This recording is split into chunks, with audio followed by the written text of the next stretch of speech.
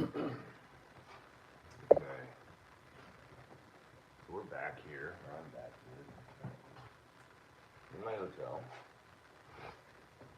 talking with you all about the Abstraction in 3 Media project. So, let's see here. That likes. So this is about as far as I've gotten thus to this point on my ink aspect of this. I do intend to continue. I'm feeling pretty good about what's going on over here. Hopefully you're starting to see how this is going, right, in comparison to my original, right? So I'm replicating this as best I can, but like as with anything in abstraction, you can take some artistic license with that, but you should be working to develop some form, meaning some three-dimensionality in these objects. So this is really media practice. So I'm going to go ahead and get this out of here. I want to keep it nice as I'm working with a painting medium now. So we work with a drawing medium first, and then next with a painting medium.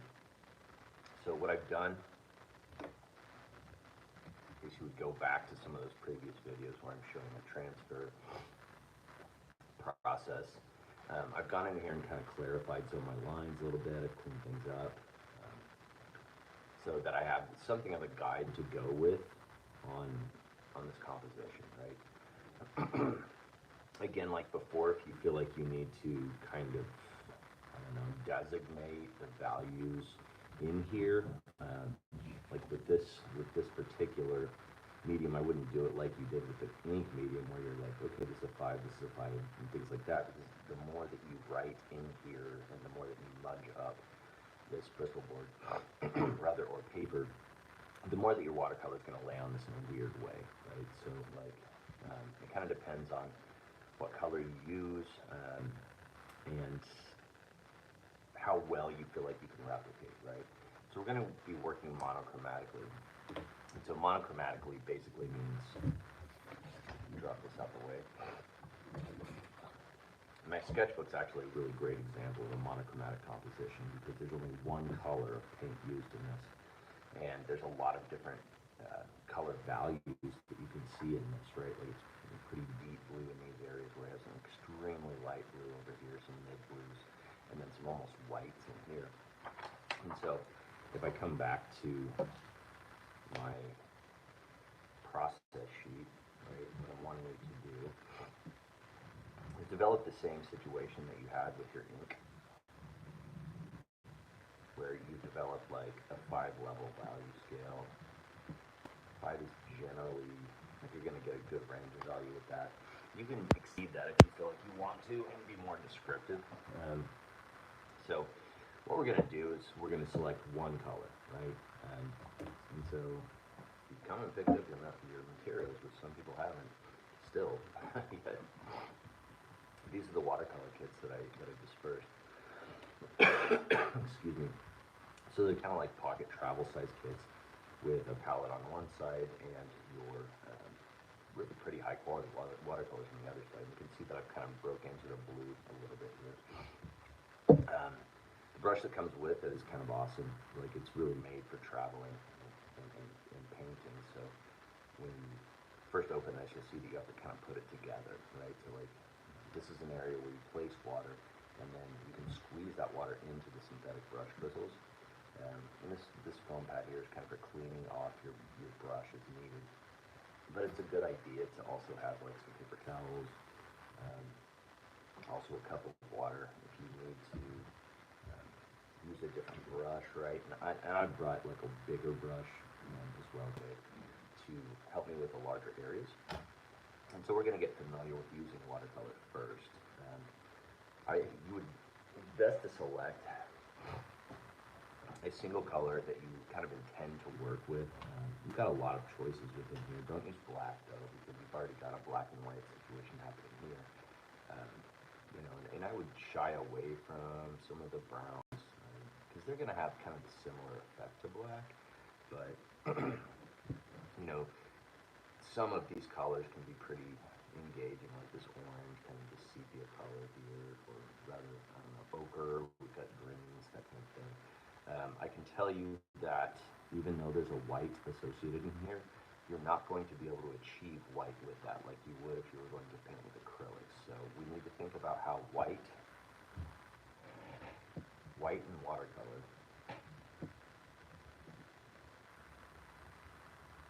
is the white of the paper.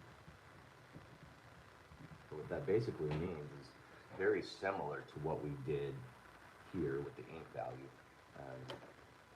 It's how much of that white of that paper you can still see, right? So like when we get down to our 1, we want to leave a lot more white of that paper. Or in other words, we want to spread very little watercolor over that so that it lightens that tone. And when it comes to your composition, if you would have white spaces in there, we're going to leave them white, right? So think of this kind of like drawing, and less like a traditional painting like with acrylic or oil or something like that. So what you might want to do is kind of start with, and I'm very curious about how some of these colors are going to look, like maybe this one here. So I'm going to flood that. So I kind of like to flood that and let it sit for just a little bit, so that I can get that pigment really active. I don't want to flood it so much that it's going to end up like any other colors, right? So I'm just going to kind of get a good feel for what that looks like. See if I kind of like that, right? Clean off my brush a little bit. I think more than that. I really don't want to contaminate my other colors at all. Maybe I'll spray some of that green to really click. I know I'm going to want to choose a darker color. It's very difficult to, like if you have pencil marks on your composition, it's very difficult to use a lighter color and not see the pencil marks, right? A lot of times if you were to do that, like leave the pencil marks in there, like you can see in this case, there's a lot of pencil marks in there. You probably have to go in with like adding some black to that watercolor, and black just still, it doesn't look amazing like on the yellows and on the oranges.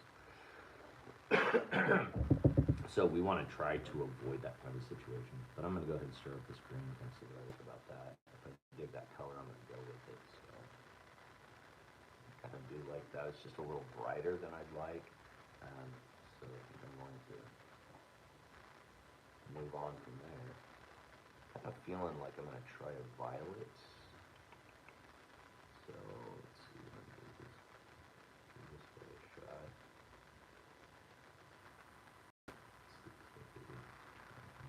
Violet, probably not a black. I'll let that sit for just a bit. Get that stirred. You don't have to use quite as much values or water in here as you've seen me using.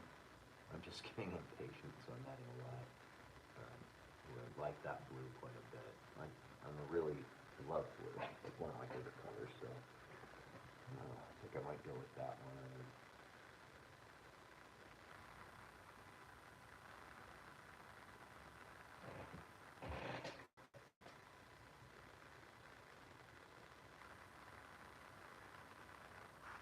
Pretty sure this is going to be black. I don't want that. Kind of testing these out because sometimes the pigmentation on here is just a little darker than you expect it to be. You're not quite sure what it's going to look like until you get it active and working with it. So I do like that terracotta look. Okay, I think that's one way to go actually. I like this color pretty well. I'm just going to add a little bit more water to this. I don't want to get it quite as loaded up as my other ones. Now you could also mix a color if you want to. Like let's say you want to mix a violet or something. That's fine. Please feel free. So maybe like you would take your kind of brightish red color, right? Have to get a good feel of it moved over because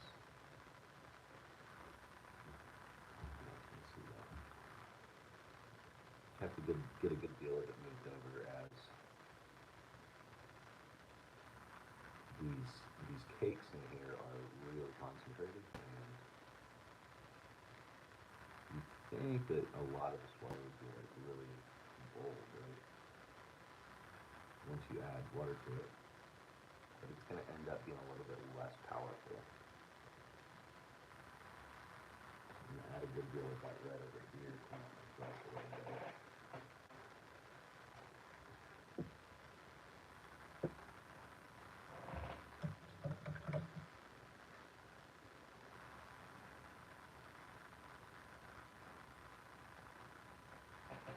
go after, let's see, a little bit of that blue, just add a touch of it. A little bit more. See if I can color that. So that could kind of give me a nice red vibe. That's kind of what I'm looking for. I'm actually kind of liking that a little bit better.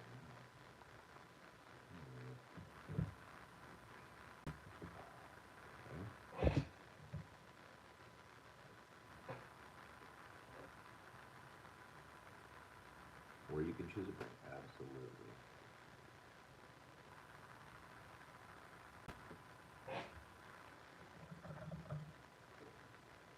If you mix a color, try to mix enough for the entire painting so that if you're allowing some things to dry, you can come back to it later and you won't have this like change in color going on. Okay, I'm not too worried about my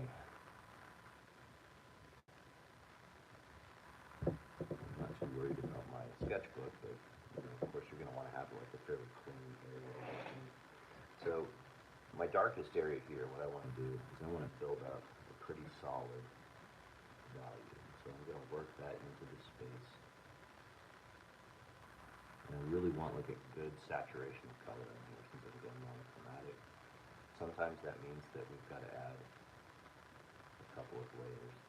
And this isn't super great sketchbook paper, so it's going to behave differently than my Bristol. So I will probably have to change up how I think about this. Like I might have to allow this to dry, and then I'll have to kind of come back to it later, right, and add a second coat. So what I'm going to do to my second one here, because I feel like I kind of like this one to really kind of be like this value more. Intensity of color.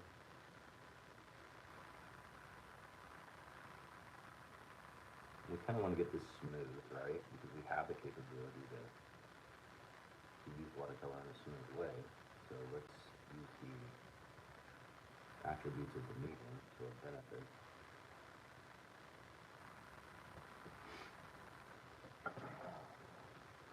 All the while kind of allowing this one to dry.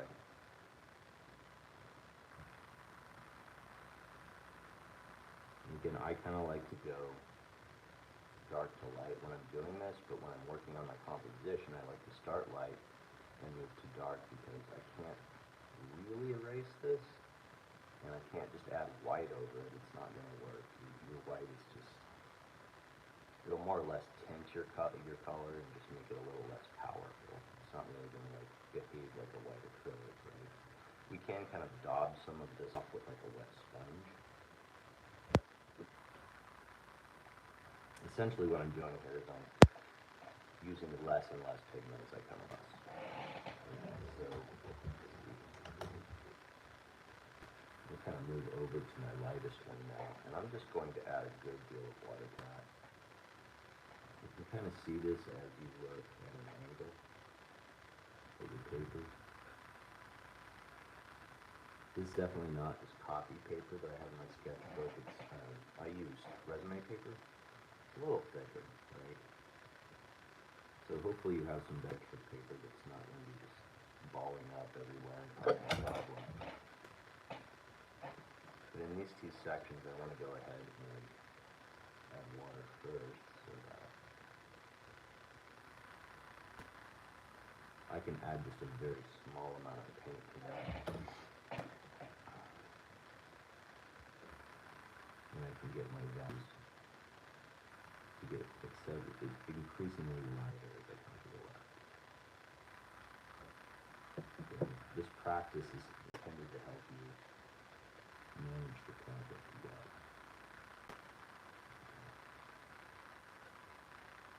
Probably don't want to go much darker than this.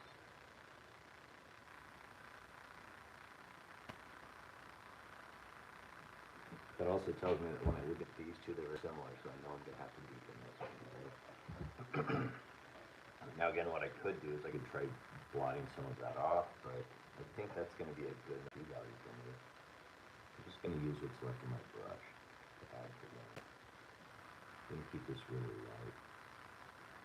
It kind of helps me as more of a 2D artist to unfocus my eyes and look at the 2Ds and kind of compare value. And sometimes it's a little challenging, but it can help you to identify color value, which we'll be working on quite a bit after the midterm. I'm going to come back in here. So this is dry enough, and I'm just going to really load this area up.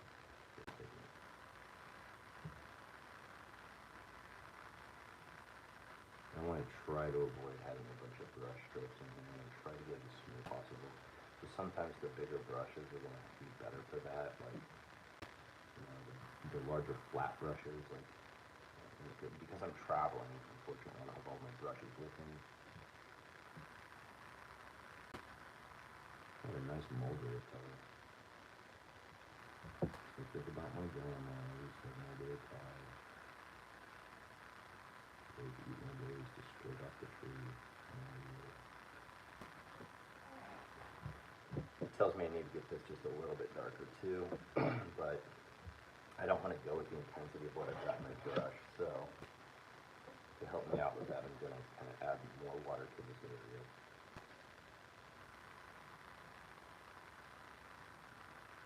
Painting, this is the right way to kind of begin learning, because we've all been drawing for a long time, most likely.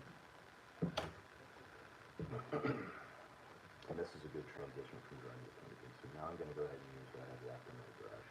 And apply a little bit more pigment to that. Now if I mess this up, right, and I think it's not a good example of my understanding of watercolor and ability to execute it, I'm just going to make another one off to the side or on new paper, and then that's what I'm going to submit, right? A little bit darker here. You're going to notice that the more you work on a certain area, the paper's going to try to ball up on you a little bit, but again, this is trashy paper, not really super good paper. That Bristol should not act that way unless you're super aggressive with it. As this is drying, I can see I need to go a little bit deeper here, but I'm really liking my 2-in-1. I'm just going to go a touch deeper in this range. Again, adding a little bit of water to what I've already got in the base.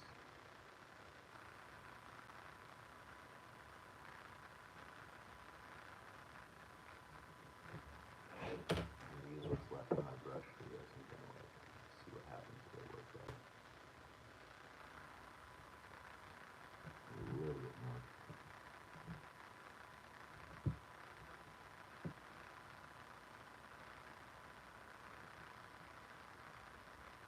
As long as you keep that swatch wet, you should be able to avoid brush strokes and just have a nice clean patch of color. Really what we're going for. Just a little bit deeper, it's just really not getting it.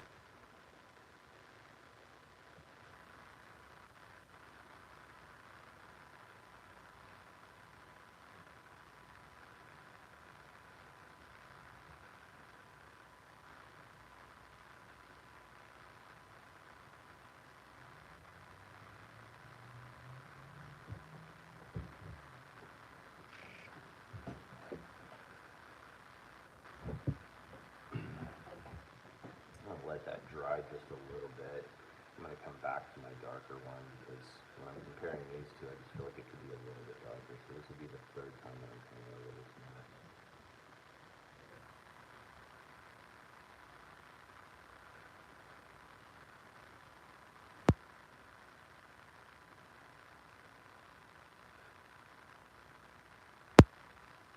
That's pretty rich. I'm liking that. We do need a good deal of contrast. Now I'm seeing 4 needs to be a bit darker here.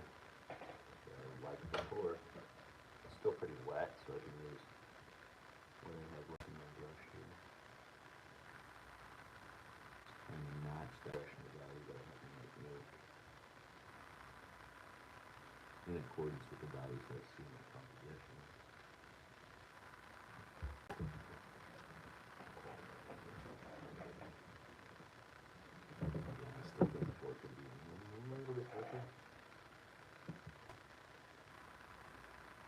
Again, larger brushes will get you there faster and labeling over this, you better travel through it.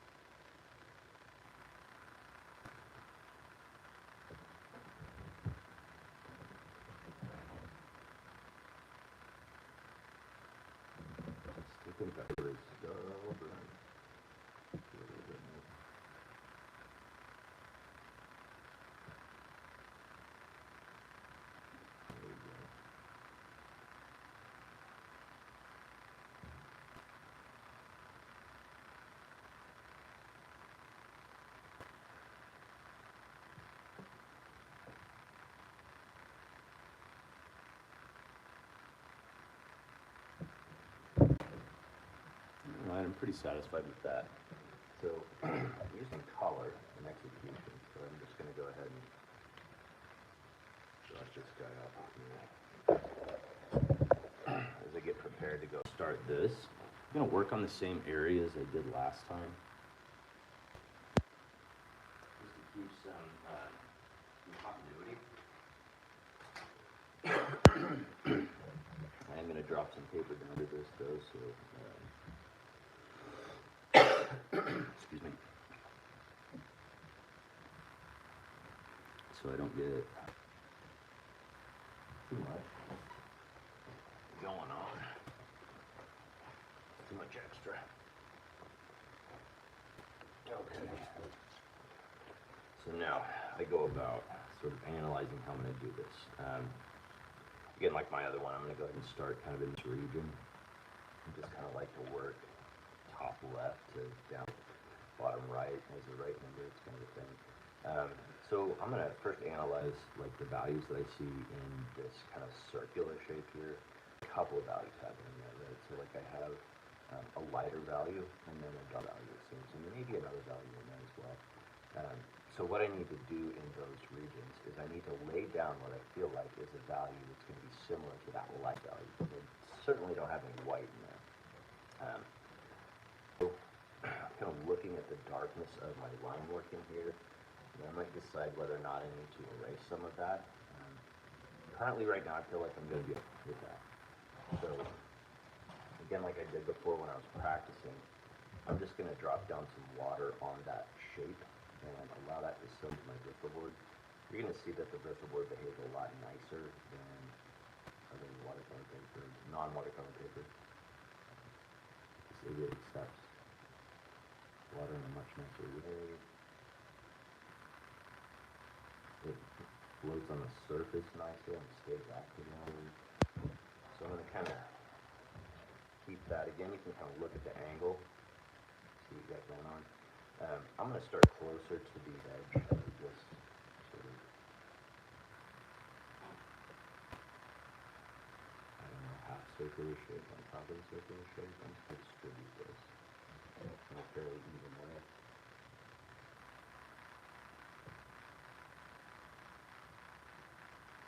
As long as I keep my water pattern on the paper in a very specified area and don't let it migrate anywhere else, my color will spread out in that area pretty well.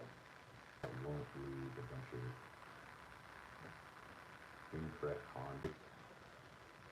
This is a bit too dark for this. So I just add my yellow and knock it out to a degree.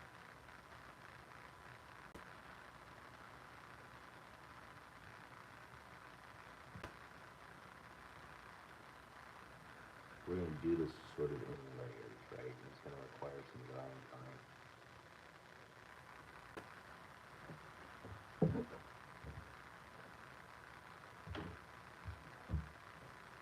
Now, if I feel like that's a little too dark, right, I can always pull some out.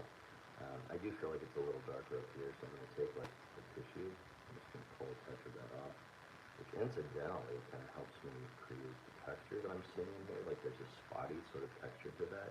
That's something you can use as well. Like kind of consider that texture and kind of think about that as though you were drawing. It'll help you to do the ink one first, and then do the watercolor monochromatic next, because you'll have a good feel for how those textures are behaving.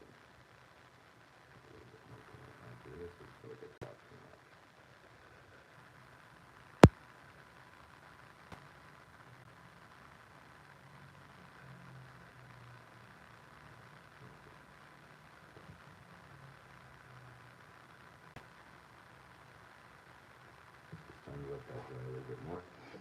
So I'm going to go ahead and move on to another area. So one thing you need to think about are adjacent areas in your composition.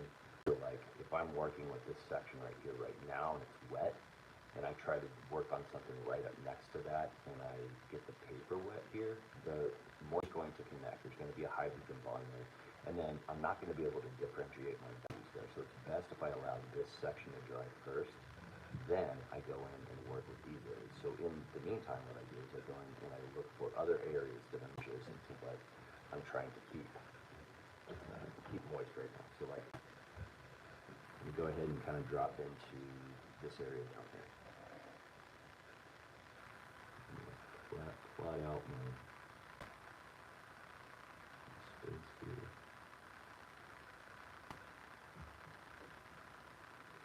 Just going to kind of work with the same form for now, and get that done, and then start working on other forms around it.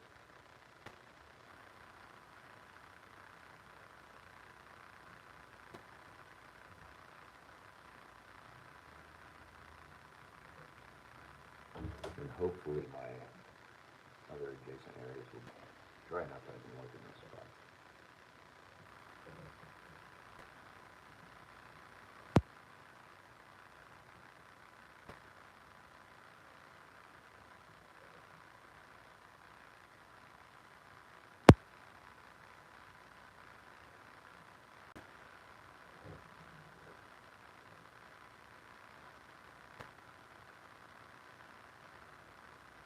Darker in this little area, so I'm going to intentionally make sort of a value gradation here. We're going to keep it up in this spot to mimic that shadow. I'm going to allow it to get progressively lighter as it comes closer to this other shape. You can see that it's related to here. Not quite that dark, but we'll see. I think I can make it out. Clean my pigment on the brush and then spread it over here.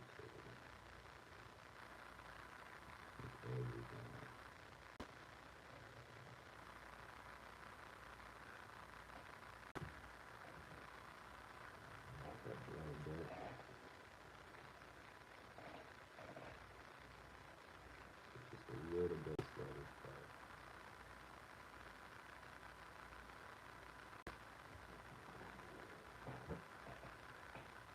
So, as I was working, this area's gotten a little bit too dry. I'm going to come back, re-moisten it. If you don't moisten it, you're going to end up with lines, right? It's as if you were working with like Indian ink with a pen, which we actually kind of want to think about doing later on once we get our lighter values running. A little bit darker next to this form here, so I'm going to start here.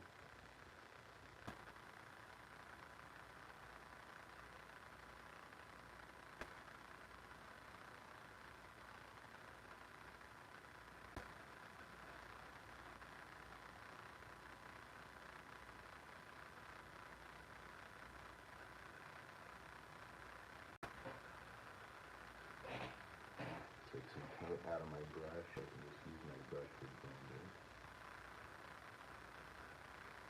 I want to keep this area nice and white, so I have to squeeze that pigment out. What I've got there is going to work out pretty well. You know, I kind of feel this up here. Going pretty good. I'm going to go ahead and drop in a whole bunch of value up in here to mimic that lighter value. So it's going to be probably, I don't know, a little bit lighter than this maybe. We'll see what happens.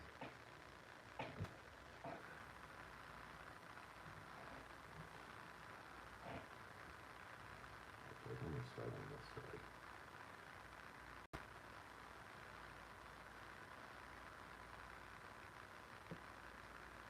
So just go section by section. Reactive by reactive. It's a pretty dark area. I could try to get it all at once, which will be kind of difficult because it's really dark and it's kind of lighter there, but what I know I can do is I can meet that sort of mid value there, let it go, then deepen it later. So let me get that mid value going on.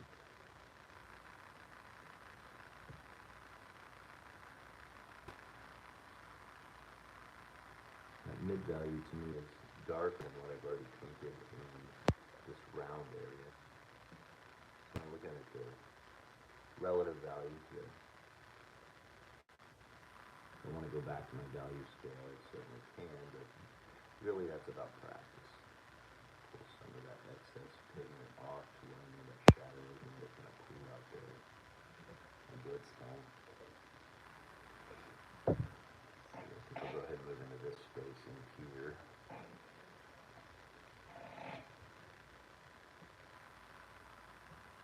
I'm just going to go ahead and paint wet on dry here, where I have a lot more control if I go wet on dry, which is, again, similar to drawing or painting with ink. Where you put the paint is where it stays. Generally, you don't have a lot of water that it's floating on. It's not your vehicle. Like in this case, the vehicle is water. I know I need to get this area lighter, and so instead of going wet on dry paper, I'm gonna have to add.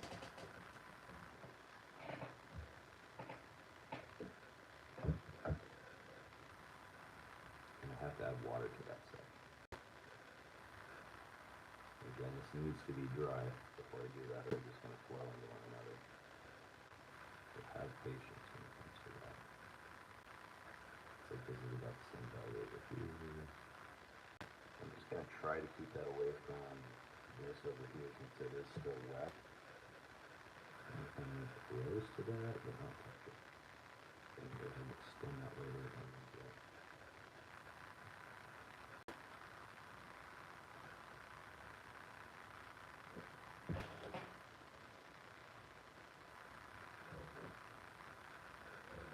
So I know it's darker in this region, so it's pretty safe to add a good deal of pigment and then move it around.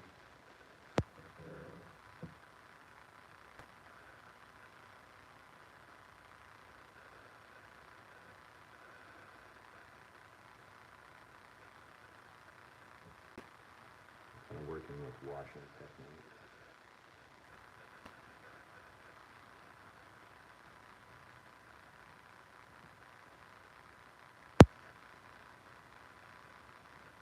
In that area. Looks like I can get a little bit deeper in here, so I'm just going to do that right now while I can.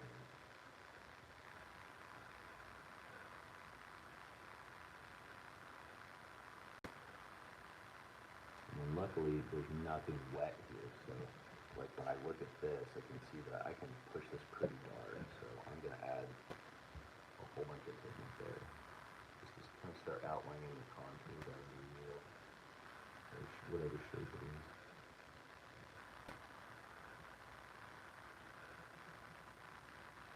That depth needs to come from all the way through here as well. Some people like to get, all of the first base lighter values done. That's fine, if that's more comfortable for you. A lot of times I like to work on a section, get it like where I'm pretty happy and satisfied with it, and then I move on to another section. That way I'm kind of completely, I'd rather constantly comparing the value scales that I've already created with what I need to create. I'm going to go back and forth and make them all work together. This area is now dry. I went pretty quick. So I can come inside of here and deepen enough now.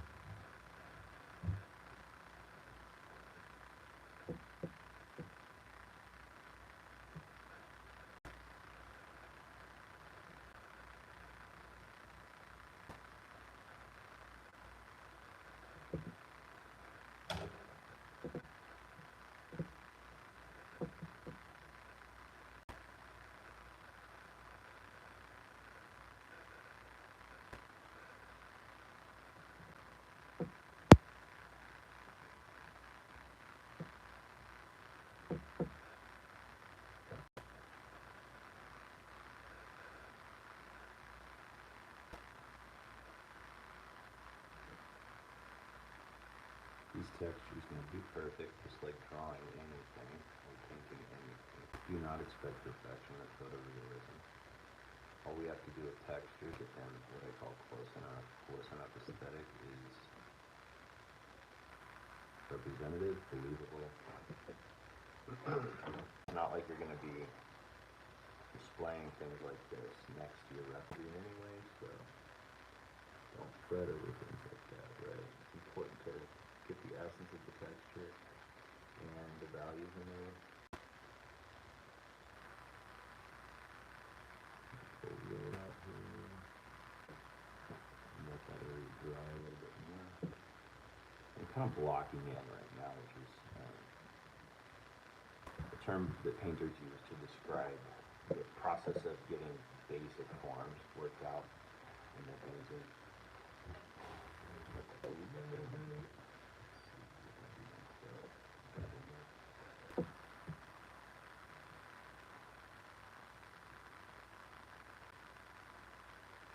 I always like to work on things that are sort of behind, quote unquote, other things. So like I have an order of spacing here because I have some overlapping stuff. Again, this is an abstract piece, really. It's not super important that detailing like foreground, middle ground, background or anything, but if I see something over another thing, I'm going to do that back thing first because it's easier to work over something than it is to try to work around your subject matter that's closer to the viewer.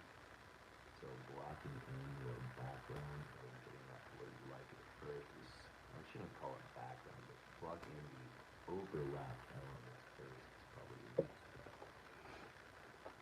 Getting a good value register in there.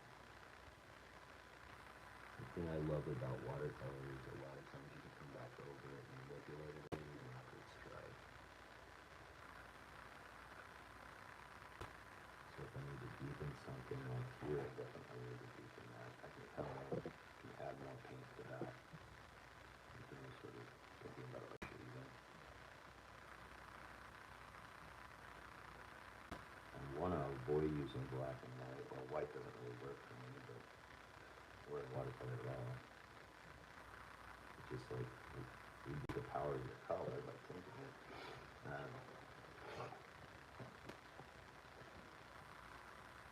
a little bit too dark there. But if I had black smudges, it just it mutes them. The color is a lot more powerful if you don't use black with it. So, monochromatic has a pretty unique appeal. It is a lot like it.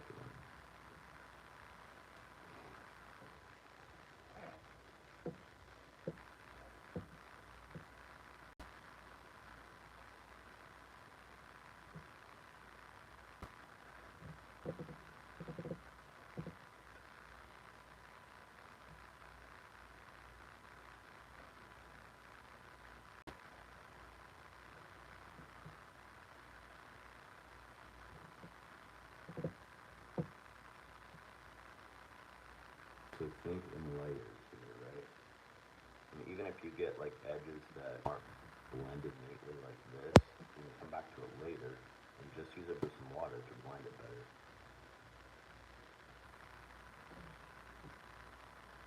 Or if you're really deft with this, you can do blend while you're working kind of thing. Some people use masking tape, things like that.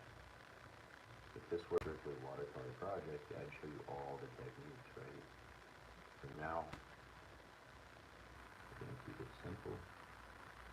Just work materials to develop some proficiency with monochromatic watercolor.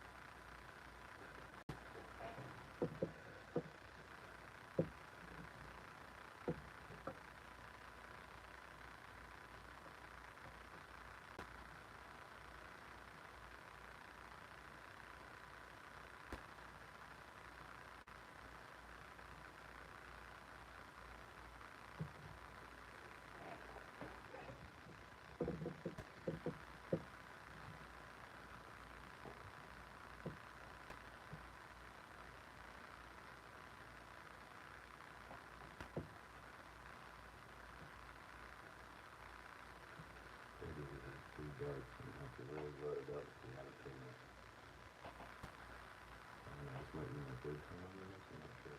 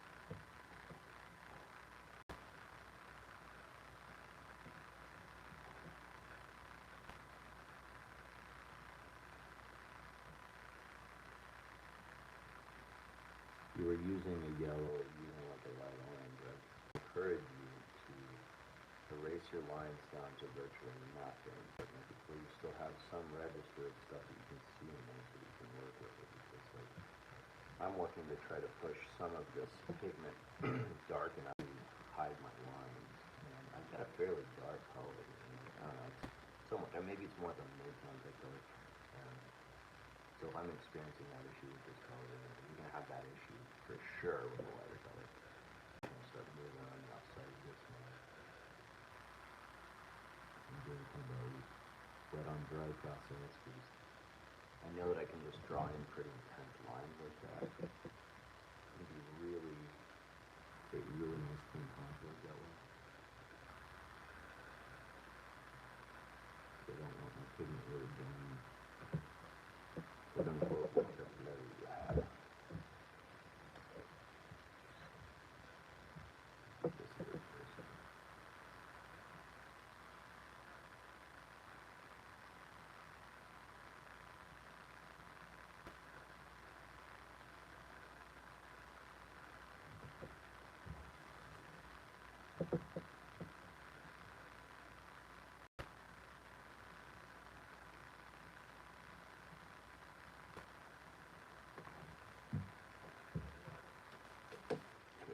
Back here. Looks like I'll need some kind of like mid-tones through here, dark mid-tones through there.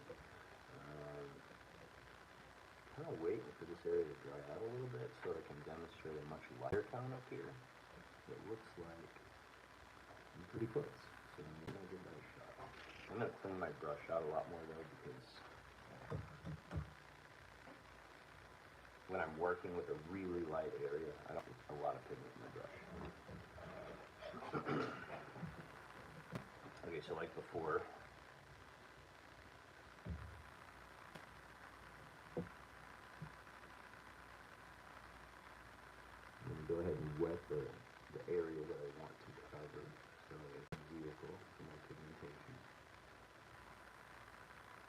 If it's touching the other dye, you should let it work down. It may bleed just a little bit, but this is where you've got to be really So we really think about your craftsmanship. So you've got a good deal of value in that, or rather water in there. And this has to be pretty light, right? So this has to be kind of like in this 1 range or this 2 range. Right? So remembering what I did there, I had just a little bit of pigment left, right? And there's another way to do this, right? Like you take your concentrated pigment and mix it with a bunch of water and be like, okay, I've got a value 1 or a value 2, value 3. But that doesn't really work with me. I forget, plus I don't like the way it dries out. So I'm kind of more of a load my water up in that shape and space and then modulate the amount of value that I have in my brush. So I'm kind of like added some pigment to my brush, and I'm just going over areas that are dry to deplete some of that pigment, and I might need to be a little bit darker, so I can take some of that pigment out of my brush and just make it very little in there. Right, so now I can go ahead and kind of start drawing into this.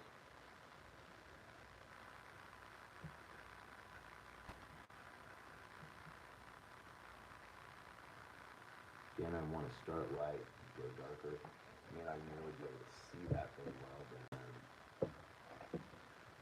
certainly got some little down the end. I'm going to add just a little bit more, but I know that this little change in the tone is going to have a little bit more and allow it to kind of pull out a little. I don't want it to be smooth.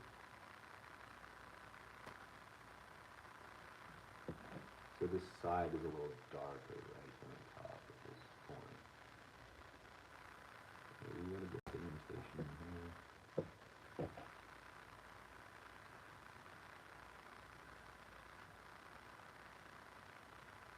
A bit darker down here. A little bit more gray, I can tell. I always kind of start out really tentative with these light values and I get more gray as I'm going along.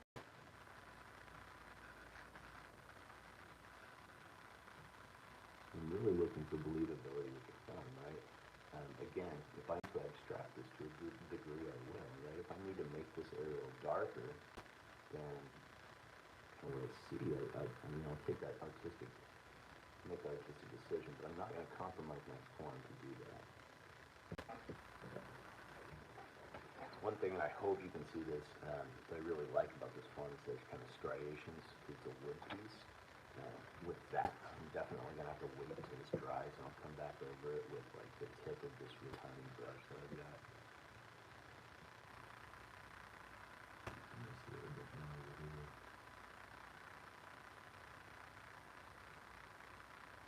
Get a little bit more in right there.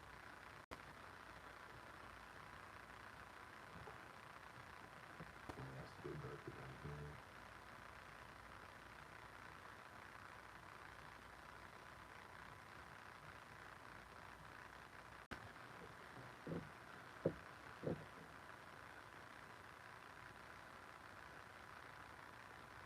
I kind of think about stippling a groove, kind of like the way that I was doing my my ink line. And I started some hatching, and I was working some bigger gesture, a little bit of stippling as well. It's kind of how I think about it, only I like to spread my paint clean because that, you know, left is just a mark at that point. I can't really spread ink line, so take advantage of what you can do with the medium, right? Watercolor should look more fluid, it should look a little bit more plastic, less binary, more smooth. So you can use the same marking to get there. You go a lot deeper with this stuff.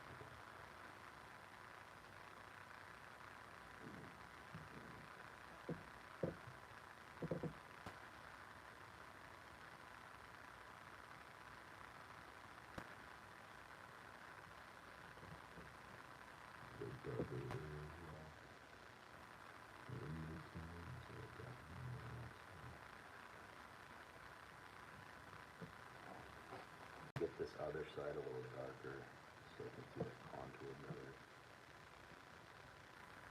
Photographing some much darker sort of area. Like that.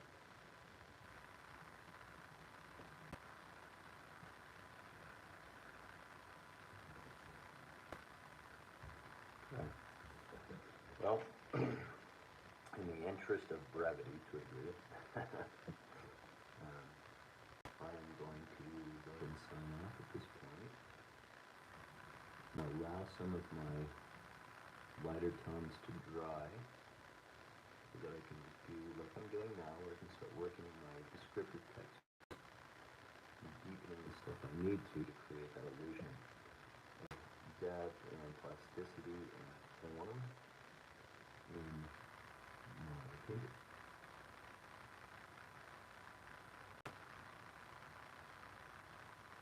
Again, I'm having a hard time stopping. Kind of get to that point where things are a little bit recognizable and I'm starting to see, oh, it looks like my composition now. Really kind of, I don't know, it just really bit motivates me quite a bit. That's really jumping down. I have to get up paid sleep. Okay, so I'm gonna drop this off to the side. Get the pull this guy up. Oh, now that I look at the two of them, I'm like, definitely need to be done on this. All right, so of course I'm not done, and you wouldn't be either at this point. You'd finish this completely in one color only, your color choice, right? This in repetitive marking, right? Using your Micron pen or your Tombow pen or something similar to that, like a Sharpie, right? Next up is going to be collage with the same composition. So here I've got my third composition that doesn't look very clean from, it's like shadowed or something. So I'm going to clean this up now, and next video will be about jumping in with some collage.